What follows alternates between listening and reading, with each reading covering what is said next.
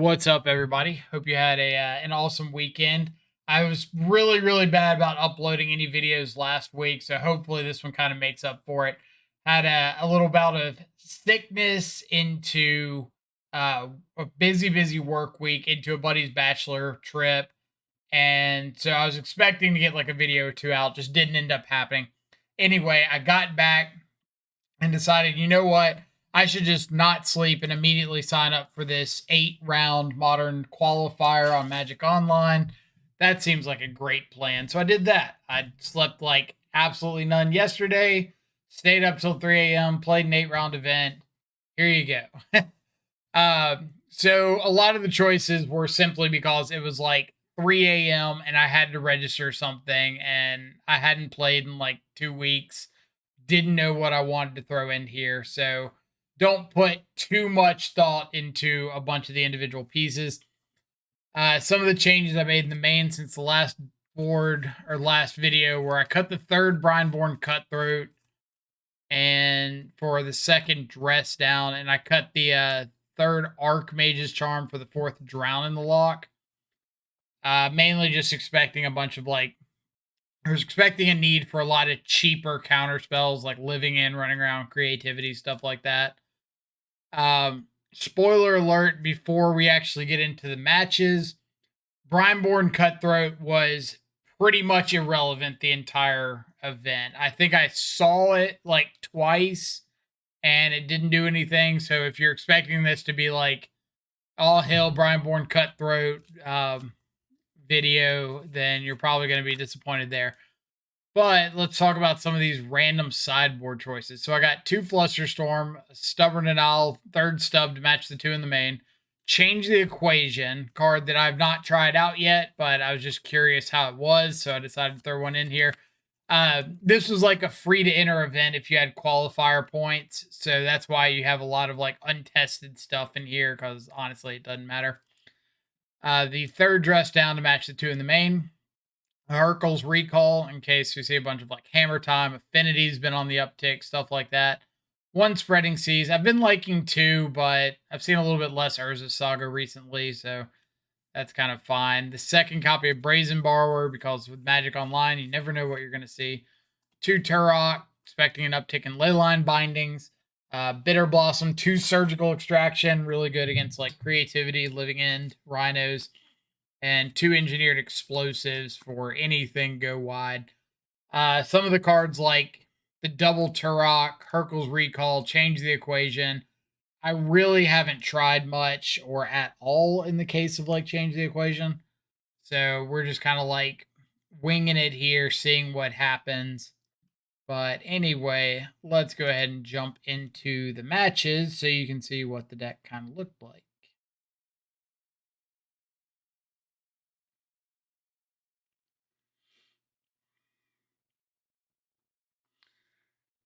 All right, so round number 1, opening hand's fine. We've got some redraws. We've got Consider, Cutthroat is a threat. Opponent leads on basic swamp, so to me that usually means like a mono black Coffers list, and Urborg kind of gives that away. Do really need to find a second land. Like we've got threat. That unfortunately shuts off our Drown in the Lock, but whatever. We still have Counterspell. We still have Stubborn Denial. If we find like a fetch land or something and can get Shadow down, that could be really positive. But for the most part, like we kept a hand with 3 cantrips and just didn't see second land soon enough, which isn't the craziest of circumstances. But now that our opponent's got like double Coffers and stuff, we're pretty behind. So we just scoop to the Karn because like it doesn't really matter what we do if they just get bridge. They don't have to play it right away. We don't have the mana to like fight over things, but we do get to game 2. So I hold up stub instead of Thoughtseize here. So if my opponent goes to Thoughtseize, I can get value out of the stub, untap, double Thoughtseize, give them an extra turn to draw something impactful. Sideboarding against the mono black deck, I'm basically bringing in anything that says counter something and taking out anything that says like interact with a creature. So like Fatal Pushes, Dismembers all coming out.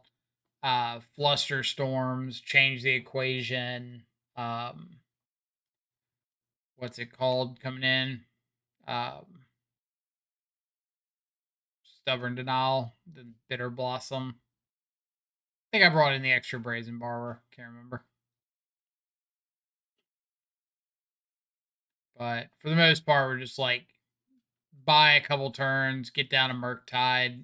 We don't need to play the Bitter Blossom because it's not changing the clock at all, so it really doesn't matter to get that down.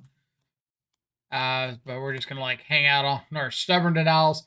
Our opponent goes for like a March of Wretched Sorrow here. They should have done it in response to the Consider in case we didn't have the counterspell. Because with the mURktide out, there's like no way that we don't aggressively look for specifically a counterspell. So if we keep something on top and draw it, like pretty good chance it's a counterspell. But on to game 3. Relic's pretty good. Could go for a Thoughtseize here, but there's not really anything they're doing on turn 2 that I particularly care about. I'd rather just like consider, try to find a shadow, or wait and see how the game develops. I don't really need to make any big actions just yet. So we see another Relic, double March. Take out the redraw. I'm kind of hoping I might be able to like save this Consider to overload the graveyard, maybe get a mURktide down, but the odds are fairly low of that actually like playing out.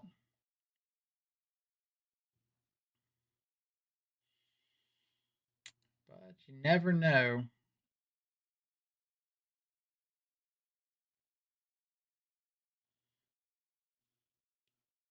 So we could have considered again to look for something.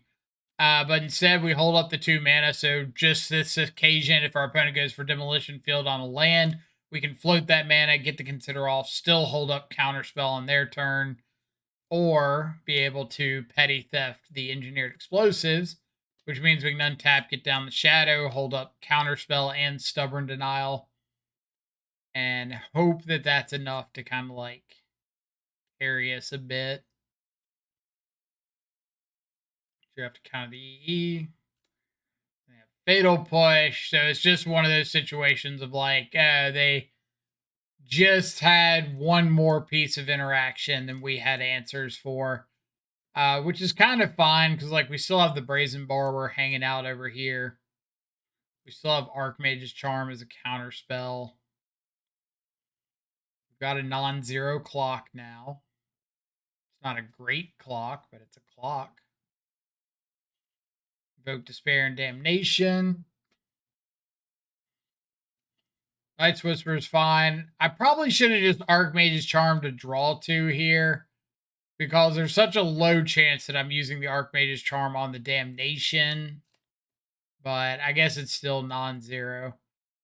But now that we've drawn Otawara, we can actually save our Brazen Borrower from a Damnation if they go for it.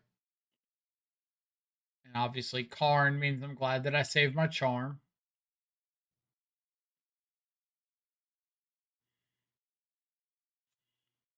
So they do end up going for the Damnation, so we are going to save our Brazen Borrower.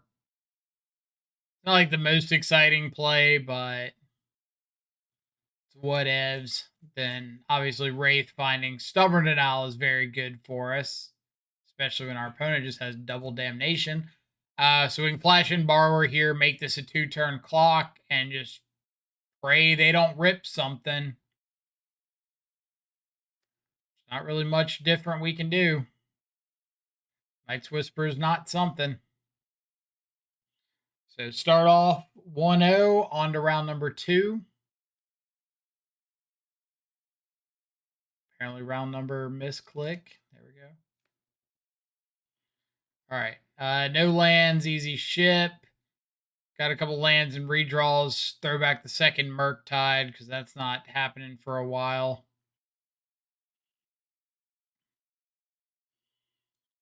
Thoughtseize. So we see we're up against like a Jeskai, Grinding Station, Underworld Breach deck. take the Aether Spell Bomb so that I can get this mURktide down without it dying. Of course, that means our opponent top decks a Ragavan, but you know that's how it is. At least we have Drown in the Lock if they like fetch first, or Fatal Push if they don't. Since they saw Counterspell off the Ragavan, I think they're more likely to like not go for the Teferi if they just think we're a counter heavy deck. Like, obviously, they could have, and we would have been in a lot of trouble, but they didn't, so we're not. Instead, we get to take Underworld Breach, hold up Drown in the Lock for Teferi, and then hopefully be able to, like, slam mURktide next turn and maybe close things out from there.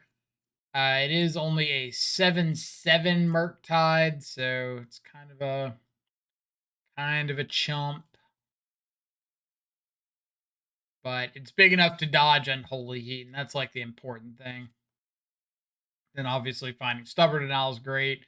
I just don't want to go down to 3 and put myself dead to Bolt if I can help it.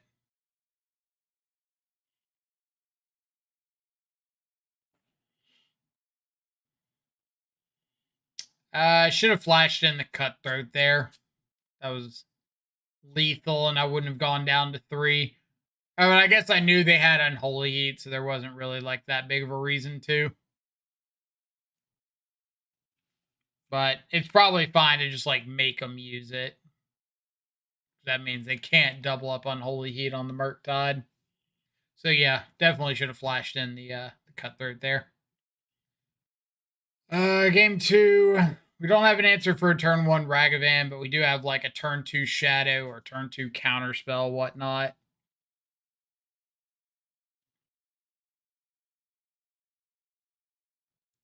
Saga's pretty decent. Double Shadow. We're going to hang tight on Drownalock.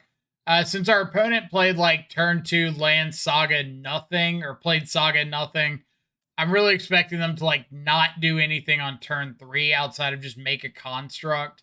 So I feel like that last turn was pretty free to just like do something. Like I probably could have played out Double Shadow and been okay, but I think I played like a little scared there. I don't think it's like a huge deal. So Springleaf Drum, another copy of Urza Saga. They have like a Spell Pierce, like so. That's fine. And their hand is not good. They just have a whole mess of lands. We've got Change the Equation and a counter spell. This attack, I don't know how much I love it. So my thought process was I've got these 2 shadows out. If I have like any way of losing life, my opponent's dead. And they already know I have Street Wraith in my deck. So if I've got a Street Wraith and they don't block, they die. Also could have Dress Down, but like Dress Down doesn't matter if they've got blockers or not, they die. So more likely like Street Wraith or Dismember or something like that would kill them. But they could always not block, make a construct, untap, make a construct, and have lethal. And I cannot stop that with triple counterspell. So I think that like them blocking is smart. Assuming they'll block is probably correct. But I guess like if I attack with 1 shadow, they just say, yeah, you got it. Make a construct, untap, make a construct, get a Aether spell bomb, and I'm probably like pretty dead to that. So actually, yeah, I think the attack was good. Because now they can get the construct, untap, make another dude, get a spell bomb. But like if they attack, then they're forced to chump the second one. I still have double counter spell up.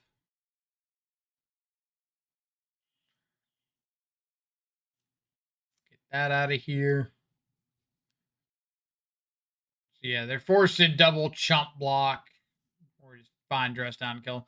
But they would have been forced to double chump, in which case, or chump one, bounce the other, in which case I just replay the second one, hold up counter spell, say go. I know that Ragavan was their blind draw, so they would have one like blind draw and I'd have counter spell up, but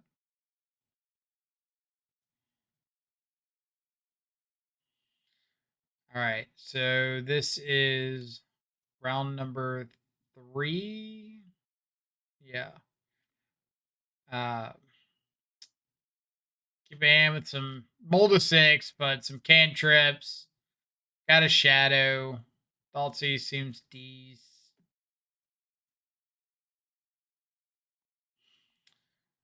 Let's talk about the hand a little bit. So we saw Lava Dart, Soul Scar, Iteration, Sprite Dragon, Prismatic Ending. I've got this shadow that I want to live, so Pending's the only thing that currently deals with it. I could like shock in, cycle Wraith, play the shadow, but the shadow is dead to like Lava Dart if they just go for it.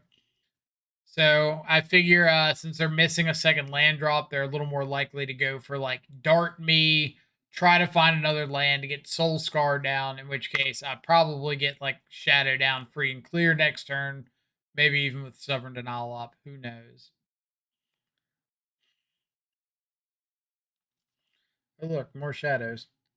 So we've got double shadow, soft stub. That looks like a good soft stub target.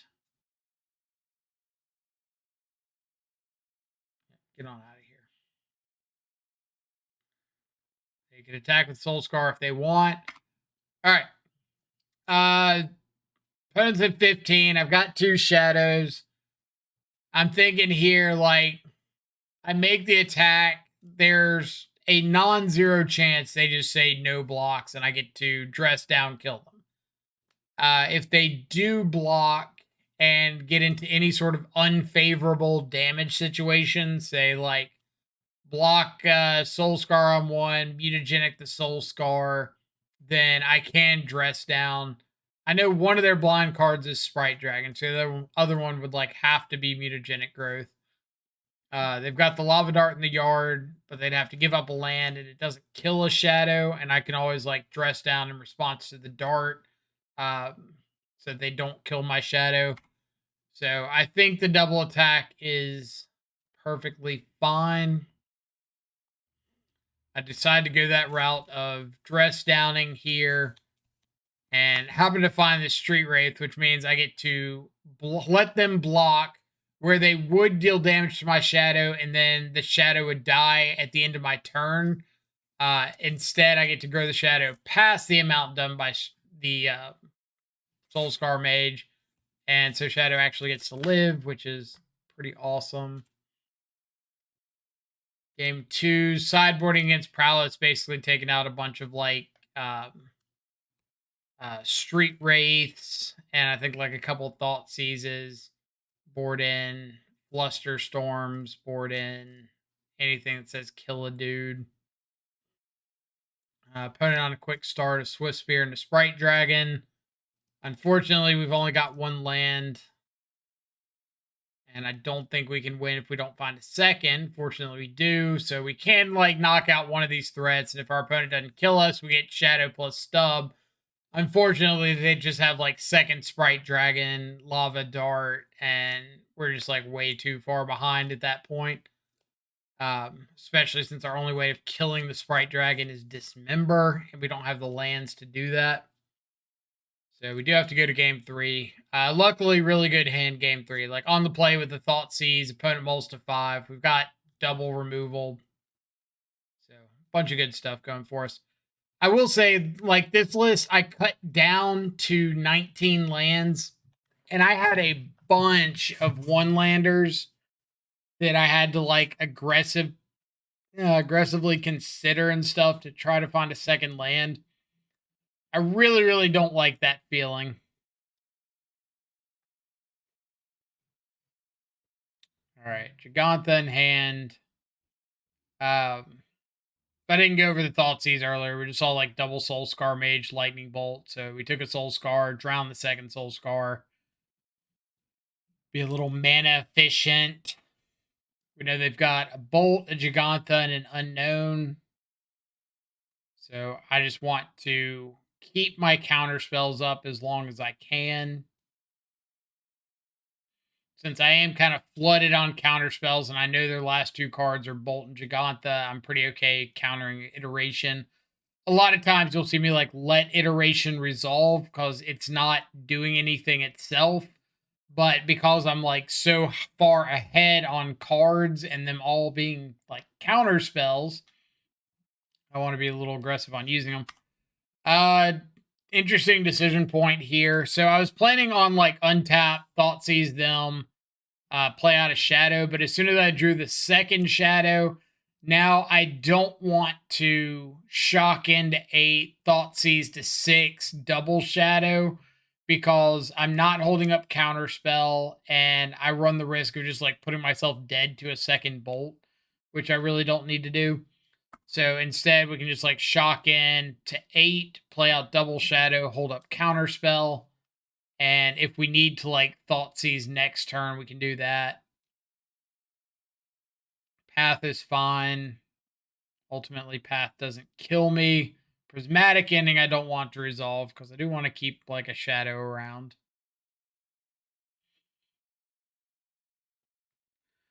So I know they've got well, I took Lightning Bolt with a Thoughtseize, so I know they've got Lava Dart Gigantha. This shadow attack puts them down to 10. So if they attack me in some way and don't kill me, then I do have lethal with a shadow on the crackback. If they go for like damage, let's say they draw, we'll say Lightning Bolt. I'm not dead to Swift Spear plus Lava Dart because they dart me, one Prowess trigger, I'm down to 5. Flashback Dart, second Prowess trigger, I'm down to 4. Swift Spear's at 3, 4. I go to 1, I untap and kill them. If their blind draws another Lightning Bolt, then they dart, flashback dart for 2, bolt for 3. I'm down to 1. I can petty theft the Swift Spear, counter it on the way back down. They're dead. If they find a land for Gigantha, then I can like counterspell the Gigantha, or just petty theft it, untap, attack. Probably petty theft so I can keep holding up counterspell. But you never know. Either way, opponent goes for this attack. They go for Lava Dart. Since I've already mathed out and I know that I'm not dead to Lava Dart, there's no reason to fight over the Lava Dart. There's no reason to make any actions yet. They have to do something that kills me. Since they've tapped a mana, Gigantha's out of the equation completely. So that means they only have one unknown card that does anything to kill me. And I've got Counterspell plus the ability to take Swift Spear off of the board. So I'm going to let them go through this. Their last card is another Lava Dart. So now I know that I've won. But essentially, as soon as they go to their turn and they cast Lava Dart, the first one, I know I've won the game. But this just means I get clean like Petty Theft, the Swift Spear, counter it on the way back down. But because I let them like go through the motions, cast their spells, they did enough damage to me to make this shadow lethal. So a little bit of a fortunate break there.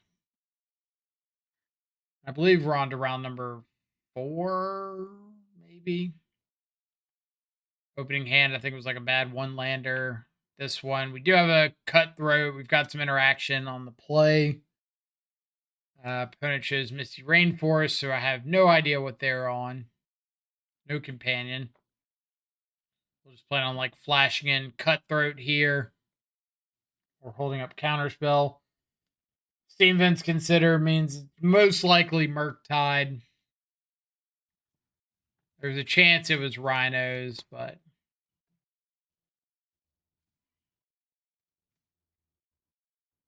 now I can flash in Cutthroat, untap, Thoughtseize, pass turn, Fatal Push on their upkeep, grow the Cutthroat.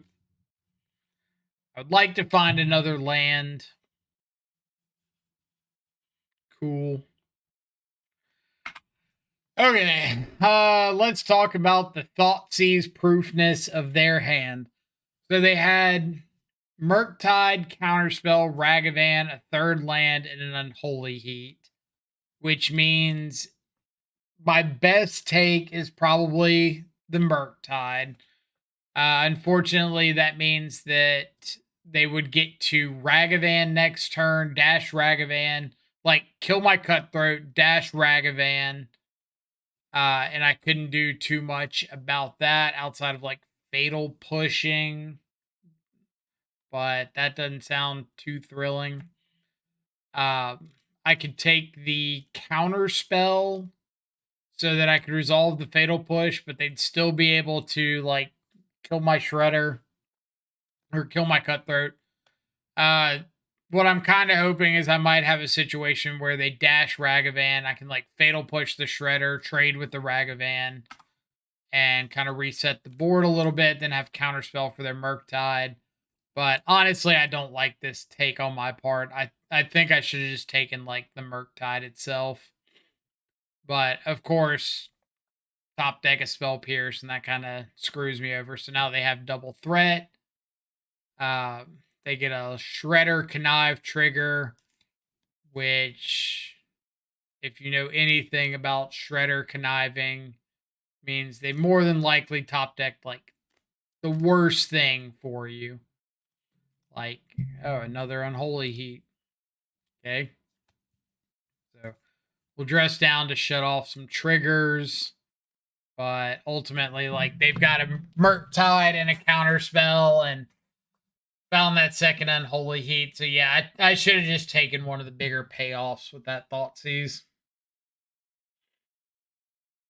Draw pretty dead. Was kind of hoping they wouldn't play out the mURktide and wait a turn, but they decided to just windmill slam it, which I think is the right decision. But game two, much better hand. We're on the play. We've got Thoughtseize and to double consider with a big mURktide. So as long as we can like take something to protect the mURktide, we should be reasonably okay. We see they don't have removal. They don't have a counter spell for the mURktide. So we do just get to like take the Ragavan, kill the first channeler. They draw a second channeler, so they've now seen 3 in the top 10 cards.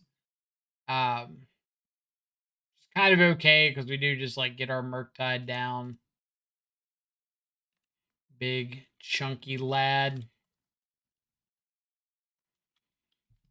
Iterations, very good top deck on their part.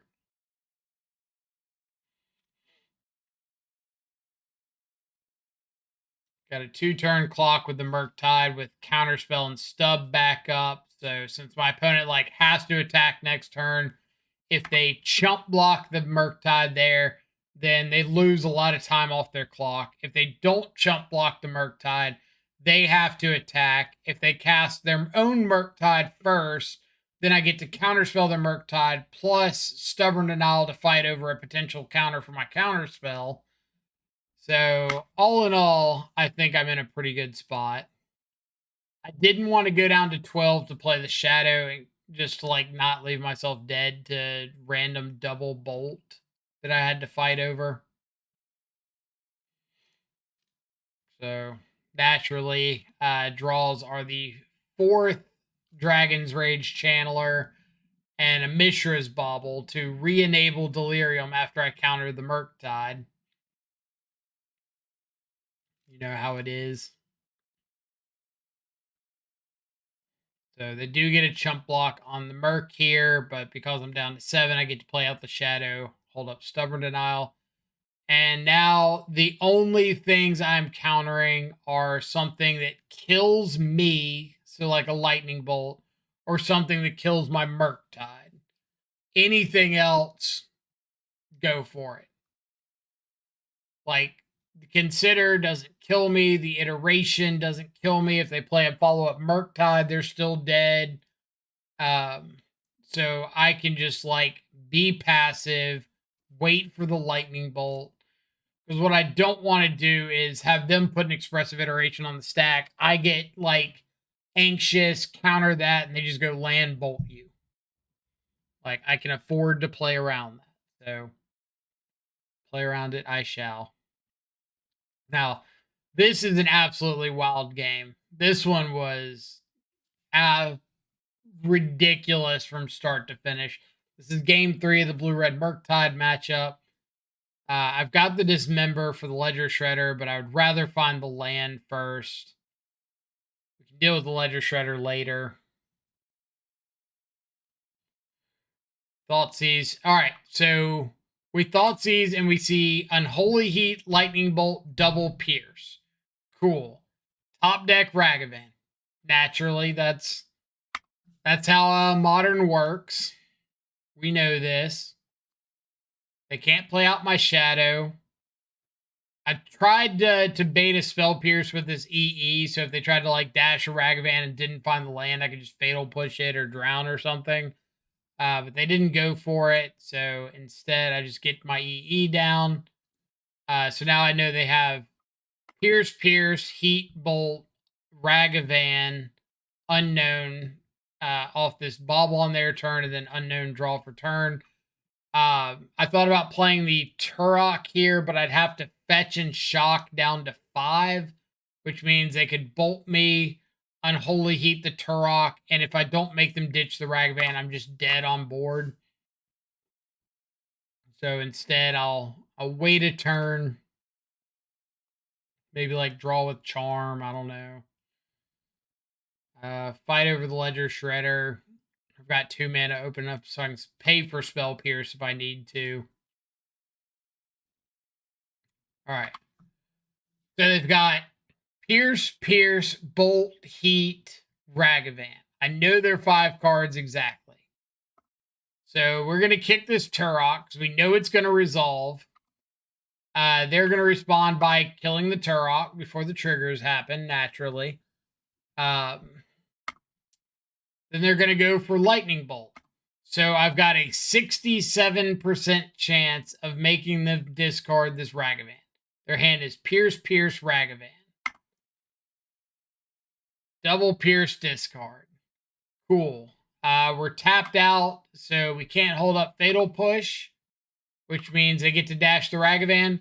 What is the absolute worst thing for us that our opponent could possibly hit off of this Ragavan? If you said mURktide Regent, pat yourself on the back, because sure enough, they hit our mURktide Regent. We draw into a Consider, or no, we had the Consider. No, drew the Consider. Yeah. Something. Consider, finds another Consider. Consider, shuffles away a counterspell, finds a mURktide. Okay. So we're back in it. We got a bigger mURktide than they do. We have Fatal Push for a Ragavan. We can just like block their Murk, Fatal Push the Ragavan. We're in good shape. Please don't have a Spell Pierce. All right. Unholy Heat, a little bit rough. We throwing down True Name Nemesis. Channeler on their part, pretty bad for us. I could have gone to like steal the Channeler with the Archmage's Charm, but I really just wanted to be able to hold up the counterspell. I got to use it on a dash Ragavan, but like, if I had held up the counterspell instead and they had drawn the Ragavan, then they wouldn't have dashed. Maybe there's an argument for letting them attack, crack the EE, and if they go for like the Ragavan second main phase, then I could steal it, but I don't think they would go for the Ragavan. So I think I like my line to like avoid surveil triggers. But anyway, we're going to play out Shadow and pray this Flusterstorm gets there. Opponent draws dead. So that was like a roller coaster of emotions. That Ragavan into mURktide, I thought I was donezo. But here we are, round number 5. Reasonable hand on the play. Up against some sort of an Omnath pile.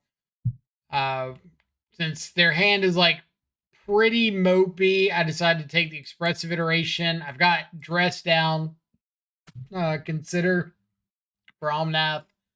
Maybe I can find like another counter spell or something in the meantime. So I'm not too worried about Omnath. Take our opportunity to soft stub it to Fairy.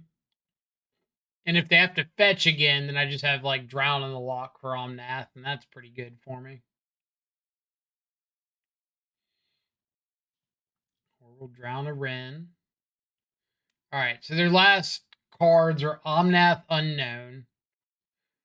Probably shouldn't have cracked that fetch there, or cracked that Fiery Islet, because if I found another threat like a mURktide, which I wouldn't have found that turn, I would have found the next turn, but I wouldn't have been able to just play out mURktide and hold up Counterspell. And now I'm like at the mercy of top decking a land, which luckily we do, but we probably could have just played a little slower and been okay. All right, so Valakut, seeing Valakut there is a huge giveaway because that means it's more likely like a Bring to Light version and not a an Elementals version. So I want to make sure like Flusterstorm is coming in if it's Bring to Light and more spell based. Whereas if it's just Elementals, there's no way I'm bringing in Flusterstorm. But if it's just Elementals, they wouldn't be playing Valakut. So get the Thoughtseize debate. We could have Thoughtseize on turn 1 into open mana, but they probably had Veil of Summer. So instead, going to turn 2 means that we get to Thoughtseize plus hold up Flusterstorm for Veil. But unfortunately, with them having like Leyline Binding and Teferi, we're kind of stuck unless we find some spells and lands. Additional mURktides is not it. Like if we had the mana to mURktide plus hold up stub, then we'd be in reasonable shape. Unfortunately, we do not. So instead, we're just kind of like stuck for a second. Especially stuck at 13 life. That's no fun. But we got to reset Wrenn so it can't ultimate on us.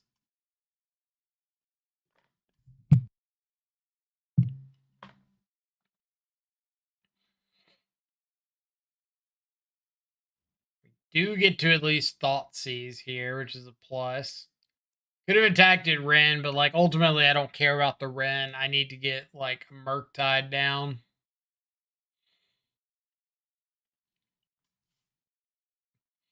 Which I'm kind of hoping that they'll play around Flusterstorm or something if I get Shadow instead of mURktide. Unfortunately, like with Tibble, not a lot I can do. They could have killed me with a Scapeshift there. So I'm kind of surprised they didn't go for that. I also think this was kind of a punt. I played out double threat. I think I could have just played Shadow, hold up, Counterspell, and planned to like Counterspell a Scapeshift or something, kill the Tybalt, untap, and have like mURktide plus Stubborn Denial. And I think that would have worked out a little bit better for me. But they had to top deck the Bring to Light, so I don't think it's some crazy line to make them have it. 7-card hand didn't do much of anything. 6-card hand does have Spreading Seas Counterspell. We'll go ahead and Spreading Seas this Valakut to stop a turn 2 Wrenn 6. Since it just gives us like a little extra time to kind of set up our hand.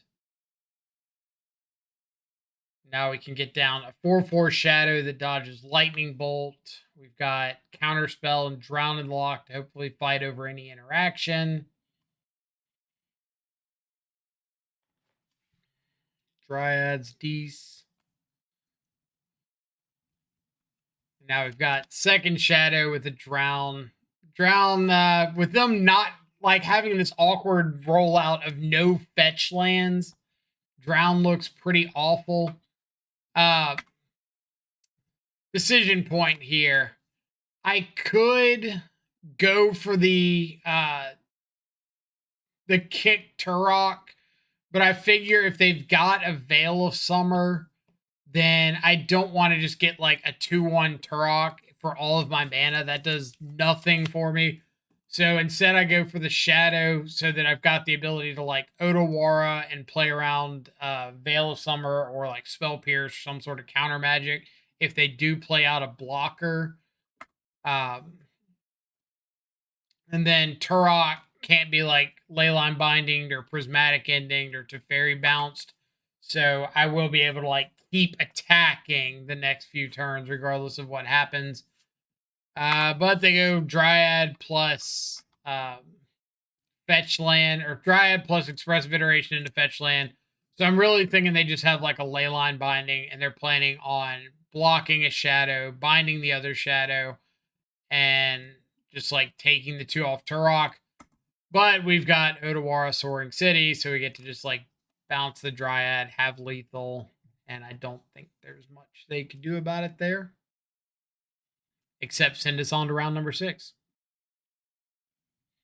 So round number 6, Cherry X-Men. Big shout to them.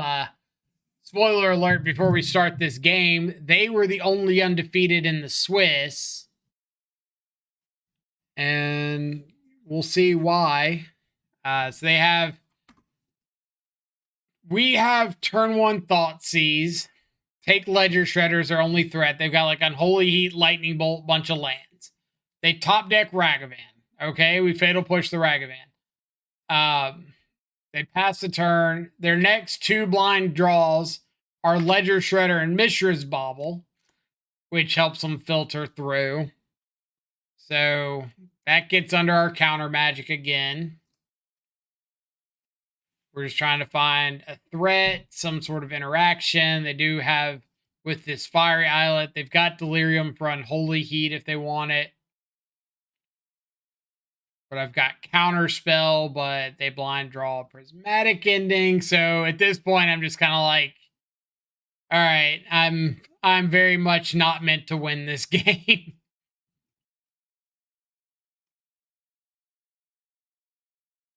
Into the Channeler.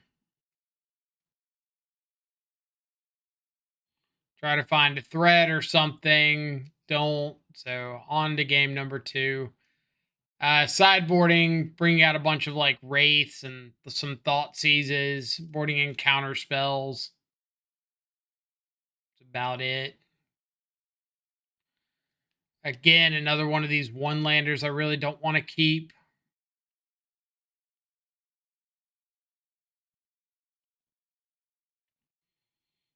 Then 1-lander that doesn't get there.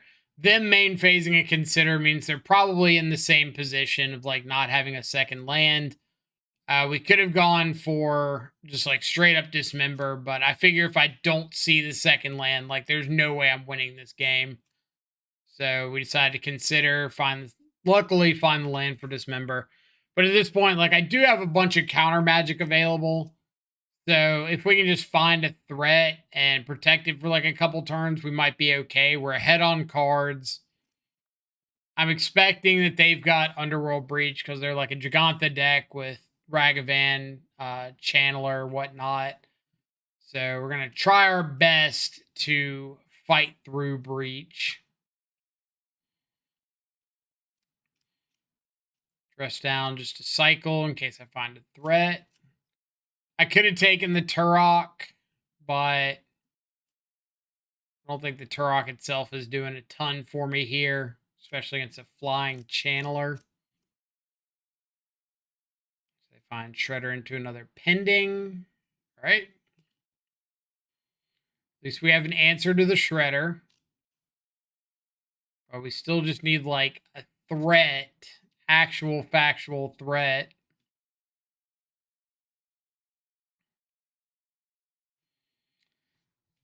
Well, if their last card's a land, we're dead.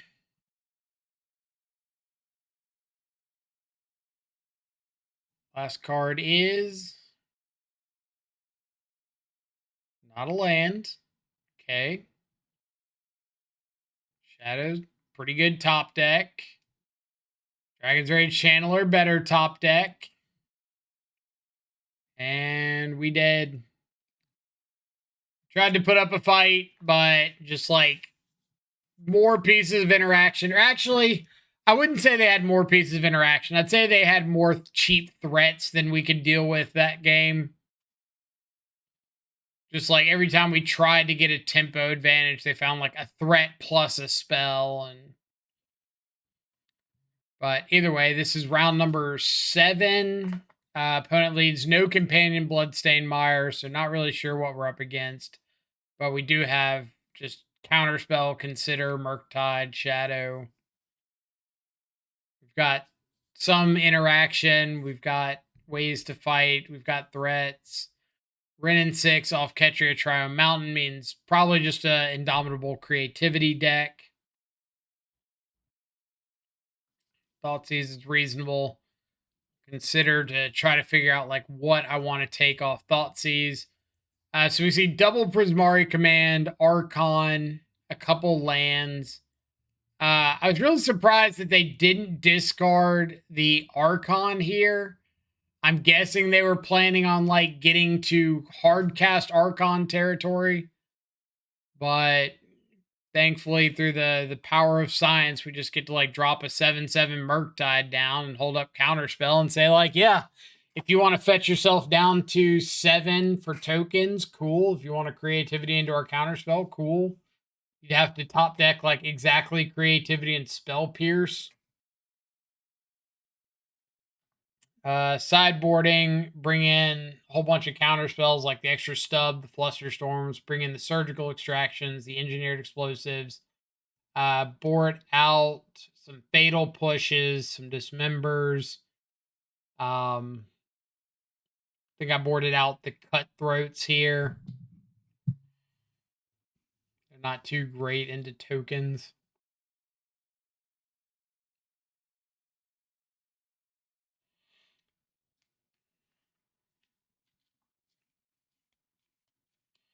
So really hoping they go for creativity so I can like stub plus surgical the creativities. Unfortunately, they don't.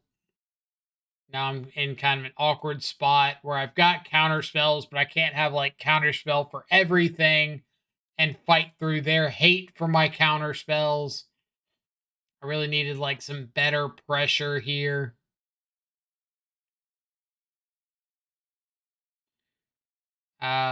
Could have surgical the land, but with them having a second land in the graveyard, that surgical really does not matter on the land. I just need to find threats.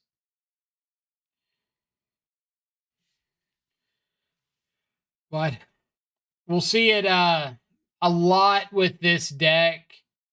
Like, there was a big advantage with the old school shadow list of being able to hold up Stubborn Denial constantly. It's like a 1 mana counter spell.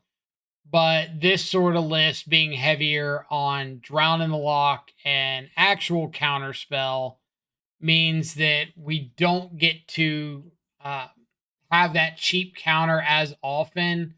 Like mostly our interaction is 2 mana instead of 1, which can be kind of tricky at times when you're trying to like have multiple pieces of interaction.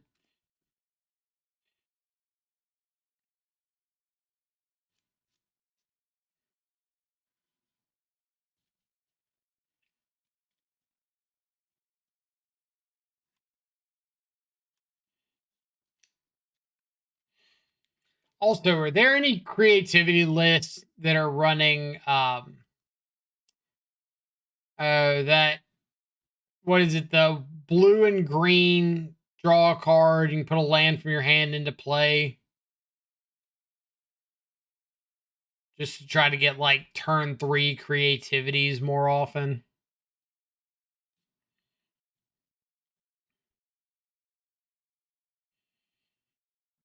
Like, I know it's not better than Renin 6, but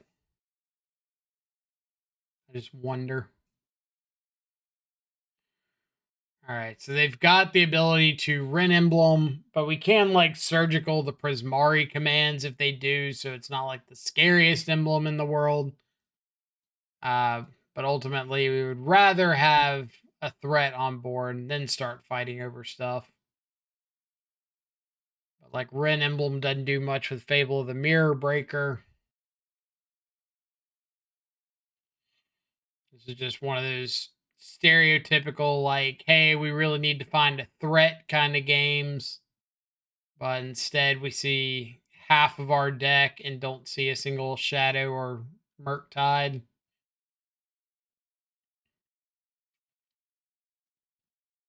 So I believe this is, yeah, they go for the emblem.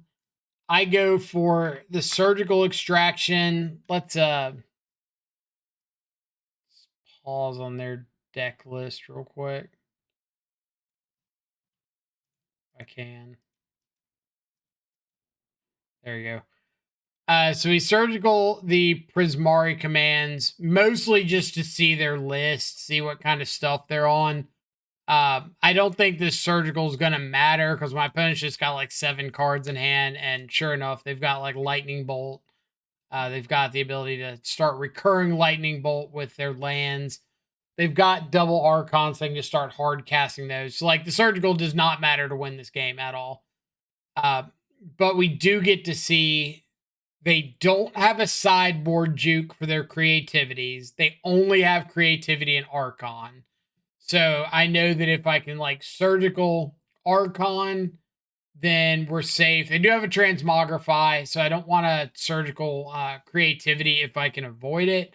But if I can surgical Archon, then I just shut off all the creativities in the transmogrify. We do see that they cut down to only 2 lightning bolts, so that card's going to be pretty meh. And then it's like Spell Pierce, Mana Leak, Veil of Summer, and we can, for the most part, fight through those. But the important thing is that, like, we know now they don't have a juke past Archon. So surgical gets a little more value. Unfortunately, we showed them surgical. So that's a little rough in terms of, like, letting them know that they should sideboard juke. But turn 1 Thoughtseize, take Veil of Summer, go ahead and get EE down so we don't have to fight with this Spell Pierce. And because I know their list, I know they're down to 2 lightning bolts. They don't have one in hand. They're ways off like Prismari command plus bolt or something. I'm just gonna jam a turn 2 4/4 mURktide. Like, I don't think they're gonna be able to get this off the board very easily. I've got Drown in the Lock after this. I've got EE up to help fight over tokens if they do get towards creativity. Consider to help maybe find another threat, or like another mURktide might speed up the clock.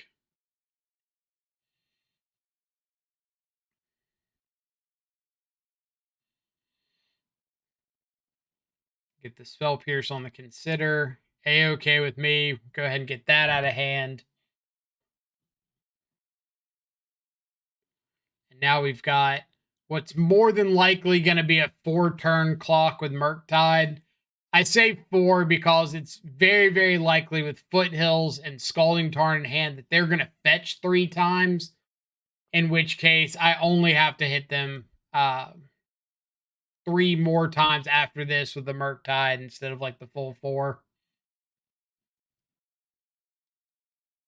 Ren, I'm fine to let resolve because Ren's not changing anything. Like, I still have to interact with the same things. I still have to fight over the same, like, creativity, Prismari command. I could attack down Ren. I do not think Ren is relevant here. Like, all I'm doing is giving my opponent an extra turn to be able to Prismari command, like, try to shatter my EE, get creativity. But if I just attack them, so let me talk about these couple turns here. Um, my opponent's at 14 life. I assume they're going to have to fetch 2 more times because they just ran back a Scalding Tarn and they're going to have to fetch off this. They're going to have to fetch another time to get a Dwarf token. So I just need to get 2 more attacks in with mURktide. Next turn, they're not going to be able to go for creativity because I just have EE up. So that's 1 turn taken care of. So they're at a virtual 6 already. Closer to like a virtual 4 because of the 2 fetches. So they're at a virtual 6. They can fight over the EE. I hit them for 4 again. They go to a virtual 2, 1 after the Scalding Tarn.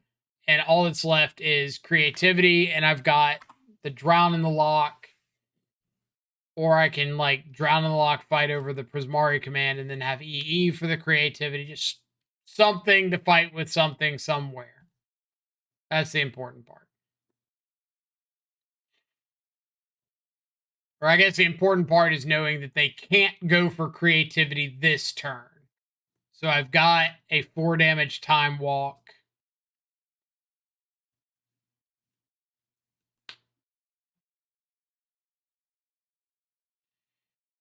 Now I have to choose between making a token, or not making a token, choose between fighting over the Prismari command or fighting over the creativity. They have the heads up play of Dwarven Mind trigger on the stack, cast the Prismari command. So I'm assuming this means they've got either a Veil of Summer or a Spell Pierce. If I go for the Drown in the Lock and they've got a Spell Pierce, I can pay for it. They untap, they get another land, they creativity for Archon. I die. So in that regard, I need to let this Prismari command go and hope that they don't have like creativity plus exactly Veil of Summer next turn. But I can beat creativity plus Spell Pierce. So that's what I'm going to bank on. Now they could have like Ren Ping plus Bolt as well. And that would get me, but I can't play around that. All I can play around is creativity plus Spell Pierce. But instead, they just go for creativity for 5. So we get to go, cool, Drown and Lock that, untap, kill you. So, nice. On to round number 8. All right. Round number 8. Our opponent is a very known living end grinder in the MTGO leagues. I figure like I've kept a hand that's reasonable against living end. I've got Thoughtseize, Consider, some counter spells.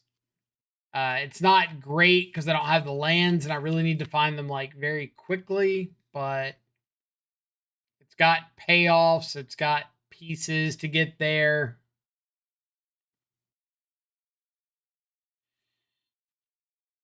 Sure enough, it is in fact living end.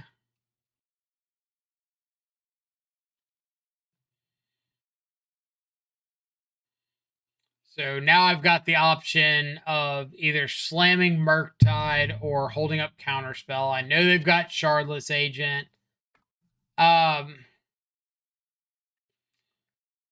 I should have played the Consider here.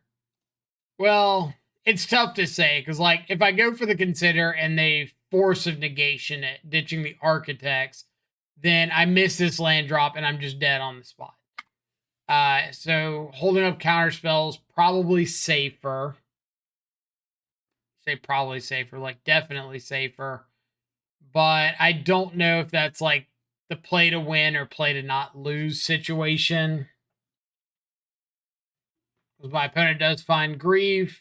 They go for the Shardless Agent. We've got a Counterspell, so we're not feeling out of it. But somewhere in here, like probably this turn, I needed to just like consider and windmill slam the mURktide. Like they know the Archmage's charm. I just can't afford to keep like draw going this game when I know they have a force negation in hand. They probably have more ways to draw. Like, I just kind of have to say, you don't have something here. You're missing a piece.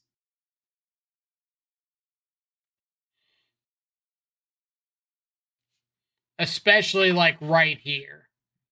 Here, I think should be 100% like windmill slam the mURktide. Just if you untap and you've got another cascade spell, you got it.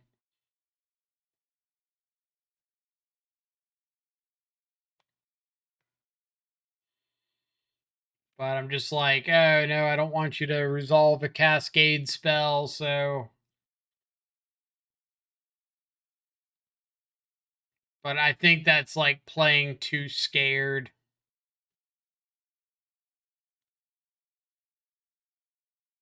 Because now I'm getting to the point where like mURktide is a multiple turn clock. And I don't have multiple turns worth of interaction.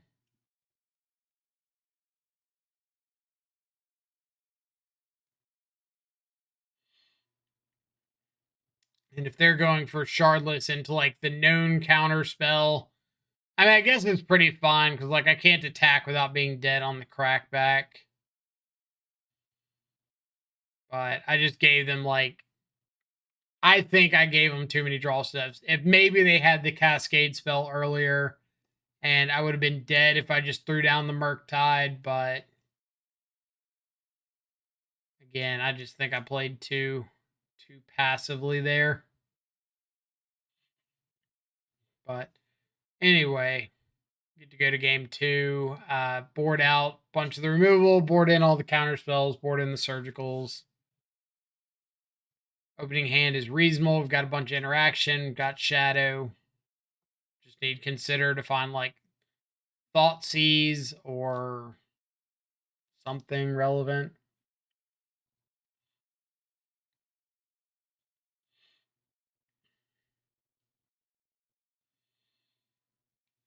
Another 1 mana counter spell is decent.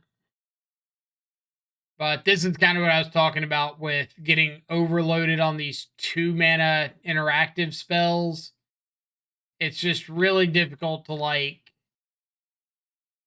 cast your stuff or all of your stuff when you want to cast your stuff, especially when we aren't like reliably hitting 4 mana.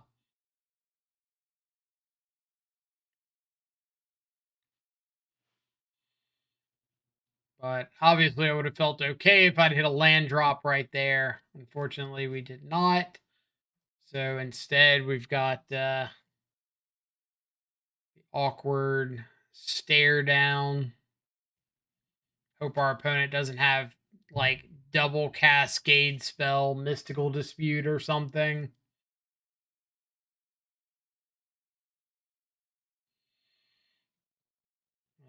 Here's one cascade spell. There's a mystical dispute. No force negation, but they just have another cascade spell. So, yeah, rough one. Like, for a while there, I was on just like triple Flusterstorm in the board for this matchup, almost exclusively this matchup. And I ended up changing that up because I was seeing less and less living end. But there's still a ton of living end towards like the top tables pretty consistently, whether it be in the leagues or the premier events. It's just a very, very straightforward, repetitive deck that has a very, very high ceiling. Like, if your opponent stumbles, you just kill them. If they do have a bunch of interaction, like, games either go one, their interaction works, in which case, damn, sucks, they had it.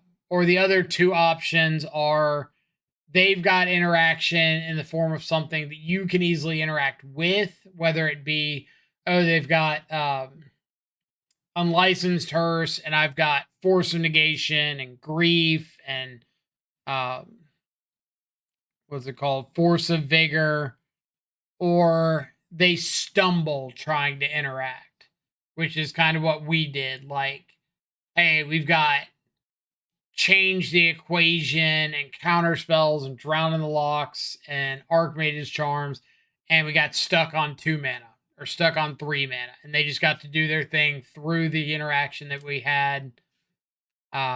Or we didn't get a clock down because we were so focused on the interaction, and they just got to start. So, kind of a rough one there. Like, that's definitely a matchup that we should win more often than not. But let's give a little bit of the breakdown here. In the main deck, most of our games are just won with mURktide or Shadow. Brineborn Cutthroat, like I said, didn't really do anything that entire event. So I wouldn't hate just going back to like the fourth mURktide and making the Cutthroat like a meta slot. I've seen a couple of people in the Facebook groups and the Discord and Twitter and stuff like sideboarding the Cutthroats and bringing them in the combo heavy matchups when you just need more threats. And I think that's fine. Or if you wanted to run like Dolphy in that spot or something. But I don't hate that idea at all. I think for a minute there, like we were seeing a ton of mill and like slower rhinos, creativity matchups, stuff like that, and Cutthroat was looking really good. But the less we see of those, the more we see of like quicker unholy heat matchups, then the worse Cutthroat gets. I really want the third stubborn denial in the main. I think what I might try next time going forward is like cut the brazen borrower, cut an Archmage's charm, cut the cutthroats, go up to the fourth mURktide, add in a couple thought scour, add the third stubborn denial. Like really go into the OG shadow idea of just trying to power out a threat or like have extra cantrips to find your threats ASAP. And I kind of want the extra land back, the 20th land, but we'll think about that. Sideboarding, change the equation, I think looks like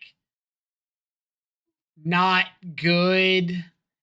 And let me specify there. I think change the equation and face value is like a fine card. And people say, oh, it's flexible because you can like counter the cheap stuff. And then when they don't have the cheap stuff, you can counter like the big creativity or the primeval titan or whatnot. And it's like we're already answering that stuff. We already have counter spells and stubborn and Archmage's charm, drowning lock, whatever. So I don't think like another counter spell for the big thing that we already have a bunch of answers to is where we want to be. And it's just like substantially worse in the unfair matchups when we want like the cheaper interaction. So I think like that could be an extra stub. I think it could be an extra spell pierce or something if you're wanting another counter spell. But I just don't think change the equation like adds enough value for that spot, which I definitely need like a full sideboard overhaul. But the dress down split, 2 in the main, 1 in the side, I think was fine. Urkel's recall, never really saw a matchup that I wanted it. Spreading seas looked good. We saw it like really slow down the Valakut player. So I don't hate that. Also, like time walks your creativity opponent. So I wouldn't hate going back to the second seas. Second borrower, probably just not seeing enough things that I really want borrower in. I almost ran sudden edict this league because I was like, if I see a bunch of mURktide mirrors and stuff, maybe I just want like a split second edict.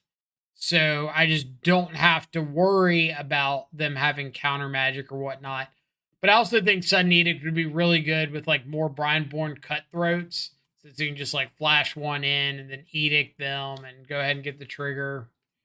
but that might be a test idea for another day. Turok was reasonable, probably just cut down to 1. Didn't see many Leyline binding decks. Bitter Blossom, never cast. Surgical, I didn't like. Surgical felt like, oh, there's these matchups that I want it in, and the matchup just doesn't play out in a way that makes Surgical useful. Like against Creativity, they had creativity and just didn't cast it.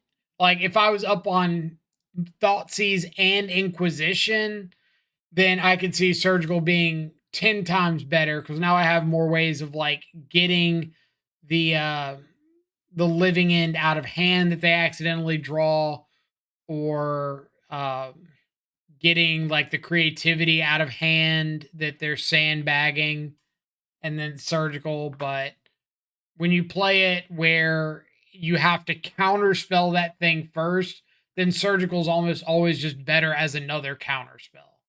Because then you could like counter something that's not the thing you're wanting to Surgical and have that flexibility. EE we did see against Creativity and it was fine, but they were on like 4 Prismari commands. But at the same time, I think a lot of the other creativity lists are on like 4 Leyline bindings. So it's more likely that EE is just not the answer that like this particular deck wants against creativity. But obviously EE is very good against like Hammer Time and some of the random like tribal decks that you run into online. So it's hit or miss. I mean, that's like 90% of Magic cards, right? But yeah, hopefully y'all enjoyed the commentary and the voiceover. Let me know what you think. Let me know if you're still liking Dimir or if you're wanting to see some other variations. I haven't really decided like what direction I want to go, but I do feel like there's some changes to Dimir I want to make and try out. So I'm looking forward to testing those. Otherwise, like huge shout out to the people that have been having a lot of Dimir success recently. I've seen posts on Twitter, on the Facebook groups of people winning like RCQs with Dimir and FNMs and stuff. And I think that is absolutely awesome. Really, really glad that people are working on the list and like innovating and trying out stuff. And super, super cool to see. So keep it up. I'm looking forward to seeing more of the lists that show up. Otherwise, hope you all have an awesome rest of your day. Stay safe, enjoy some good food and company. Catch y'all back later. Adios for now.